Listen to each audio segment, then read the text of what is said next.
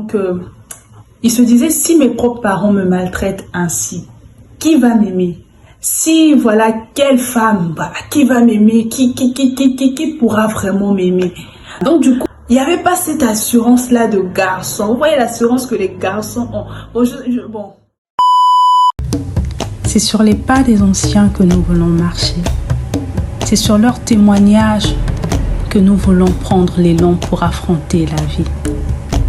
La vie a tellement de facettes et nous n'en connaîtrons jamais assez.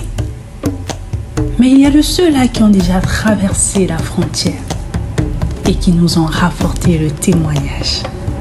Oui, le témoignage édifie. Le témoignage rend plus fort. Salut et bienvenue sur notre deuxième épisode de Storytime. J'avoue que pour la première, j'étais quand même assez déçue parce qu'il y a eu beaucoup de bruit et la plupart qui sont là. Mais bon, pour aujourd'hui là, rien ne va nous empêcher de savourer notre story. Que ce soit le bruit, peu importe, rien ne va nous empêcher de savourer notre story. Parce que l'histoire d'aujourd'hui là, non mais c'est quelque chose, c'est quelque chose. Bien sûr, nous n'allons pas dévoiler voilà l'identité réelle de la personne voilà qui donne son histoire, mais l'histoire est tellement édifiante et nous allons l'appeler par Pierre. On va l'appeler par Pierre dans cet épisode pour bien suivre. Hey, I'm on vacation every single day 'cause I love my occupation. Hey, I'm on vacation every. Pierre né dans une famille chrétienne. Mais il dit qu'on n'était pas des vrais chrétiens. Là, c'est lui-même qui le dit. Donc, malheureusement, depuis son jeune âge, il a été physiquement abusé par ses parents. Je ne sais pas à quel point ses parents allaient, mais je pense bien qu'ils le battaient, il était pas mis vraiment en valeur. Donc, depuis son jeune âge, il dit, je me sentais comme un gay. Donc, c'est-à-dire, un gay, c'est un garçon qui se sent comme une fille. Donc, c'est ça. Donc, il dit que depuis son jeune âge, il se sentait vraiment comme un gay. Donc, il se disait, si mes propres parents me maltraitent ainsi, qui va m'aimer?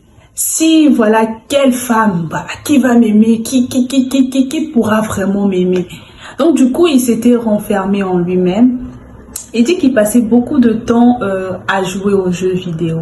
Il passait beaucoup de temps à jouer aux jeux vidéo. Donc, en tout cas, il n'allait pas bien. Il ne s'aimait pas. Il n'avait pas, en tout cas, de l'estime. Il n'y avait pas cette assurance-là de garçon. Vous voyez l'assurance que les garçons ont. Bon. Ok. Vous savez, les garçons ont un caractère là, je sais pas. En fait, ils sont chefs sans pour autant imposer leur chefferie. On sent qu'ils sont chefs. Même s'ils sont doux, en fait, tu sens qu'il est chef, mais lui, il n'avait pas ça, tu vois. Donc, comment expliquer ça? Les garçons ont quelque chose, voilà, c'est ça. Donc, pour lui, en fait, il se sentait comme une fille. Il se sentait pas comme le roi, comme la force.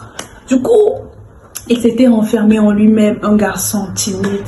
Et voilà, le malheur, au lieu que, voilà, ça change au fil du temps, mais ça s'est aggravé. Qu'est-ce qui s'est passé? Il s'est lancé dans la masturbation, dans voilà le suivi des films pornographiques. Donc film pornographique là même c'était comme sa série. Donc c'était ça sa vie. Masturbation, film pornographique, jouer aux jeux vidéo, se renfermer en lui-même, ne parler à personne. Donc en fait se renfermer, garder ça pour lui. Et il se disait que c'était pour voilà avoir du plaisir, se sentir voilà aimé. En tout cas, il ne se sentait pas aimé. Il avait un problème d'estime. Il ne se sentait pas aimé. Il se sentait pas valorisé. Donc, ça n'allait pas du tout avec lui. Et il dit que, en tout cas, c'était sa vie de tous les jours. Se masturber, ne pas s'aimer, se diminuer, se prendre comme quelque chose, voilà, qui n'a pas de valeur. Ça, c'était sa vie. Et il se disait aussi en ce qui concerne les choses de Dieu, comme je l'ai dit au début, il était né dans une famille chrétienne. Mais il se disait, bon, qu'est-ce que Dieu aura à faire à moi? Qu'est-ce que Dieu aura à faire à moi? Quelqu'un comme moi, voilà.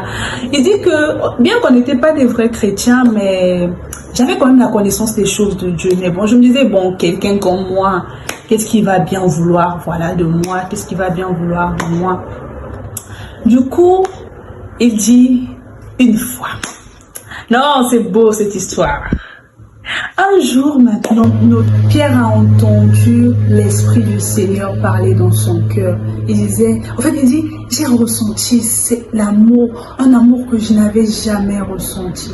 Donc, l'Esprit de Dieu me poussait à suivre Christ. Il dit, je voulais suivre Christ, mais en emmenant ma masturbation, en emmenant, voilà, ma vie de suivre des films pornographiques, je voulais pas vraiment arrêter avec ça. Et je voulais suivre Christ avec ça. Il dit, je savais au fond de moi que si je dois suivre Christ, je dois laisser la masturbation et les films pornographiques. Et déjà, je tenais à signaler que ceux-là qui sont dans la masturbation, dans les films pornographiques ou dans la publicité, c'est pas qu'ils veulent pas en sortir. C'est pas facile pour quelqu'un, voilà, qui est déjà addict à ces choses-là, vraiment de quitter. Il dit que, en tout cas, il voulait bien suivre Jésus, mais il voulait bien se donner au Seigneur, mais voilà, c'était pas facile pour lui. C'était pas facile pour lui. Et il dit, donc il continue comme ça dans son rythme. Et puis après, un bon moment, l'Esprit du Seigneur a parlé encore. On lui dit, le Seigneur a parlé encore dans mon cœur. Et la phrase qu'il utilise, il dit, le Seigneur m'a dit, est-ce que tu es prêt à rejeter, au fait, l'amour que moi je veux te donner juste pour ça? C'est la phrase qu'il utilise. Est-ce que mon amour, tu veux le rejeter pour ça? Et il dit qu'après avoir entendu cette parole-là dans son cœur, il a décidé de changer. En tout cas, il a décidé de changer. Mais c'était pas, du coup, c'était pas un Superman qui voilà, Superman, changement, fini la masturbation, fini les films pornographiques. Non, c'était pas du coup, c'était progressif. Donc, juste pour dire que, voilà, des fois, tu peux être addict dans quelque chose, mais voilà, ça vient pas, le changement, c'est pas du coup, c'est progressif. Et le Seigneur l'accordait vraiment assez de force, ce n'était pas facile. Il dit que, depuis là, c'était pas quelqu'un de joyeux, c'était quelqu'un de très triste, quelqu'un renfermé en lui-même. Il dit, depuis là, il se sent plus joyeux, plus content et plus heureux. Et le témoignage que je donne, l'histoire est vraie. Et actuellement, la personne qui a eu assez de courage de dévoiler ça, de parler de ça, cette personne n'est plus un petit garçon, c'est déjà une personne assez, on peut dire que c'est déjà un adulte. Et il dit que voilà, il va parfaitement bien. Il a retrouvé la joie, il est joyeux maintenant. Et en fait, il a ressenti cet amour qu'il n'a jamais ressenti. Et aujourd'hui, il ne souffre plus de ce problème-là d'estime. Il est devenu aujourd'hui l'ambassadeur des homosexuels, oui. Il est ambassadeur des homosexuels, mais non, il parle de Christ aux homosexuels. En tout cas, c'est son combat. Donc, bien sûr, il ne parle pas qu'à ceux qui sont homosexuels. Il parle aussi à d'autres personnes qui n'ont pas encore reçu le Seigneur. Donc, c'est un peu l'histoire d'aujourd'hui, notre story d'aujourd'hui. Et nous allons maintenant passer, bien sûr, à la morale de l'histoire. Bon, j'avoue que la story d'aujourd'hui était quand même assez brève. Ce sont les seuls détails que nous avons eus. Mais ne vous inquiétez pas. La semaine prochaine, nous aurons une story très très longue. N'oubliez surtout pas de vous abonner, de liker, surtout d'activer la cloche de notification. Ce que nous devons retenir de l'histoire de Pierre, c'est qu'il y a toujours de l'espoir. Il y a de l'espoir pour être reconstruit. Il souffrait réellement d'un problème d'estime. Il n'allait pas bien. L'histoire est carrément très brève. Nous ignorons réellement les nuits de dépression qu'il a pu passer. Après qu'il se masturbe, qu'est-ce qu'il ressentait? Le fait d'être physiquement agressé, battu, détruit par ses propres parents, qu'est-ce qu'il ressentait? Nous ignorons tout ça.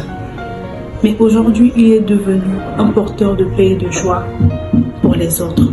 Pour dire qu'aujourd'hui, tu peux vivre des coups difficiles.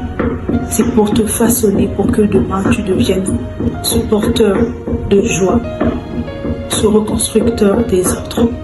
Ne perds jamais la foi. Ne perds jamais la foi. Il y a toujours de l'espoir.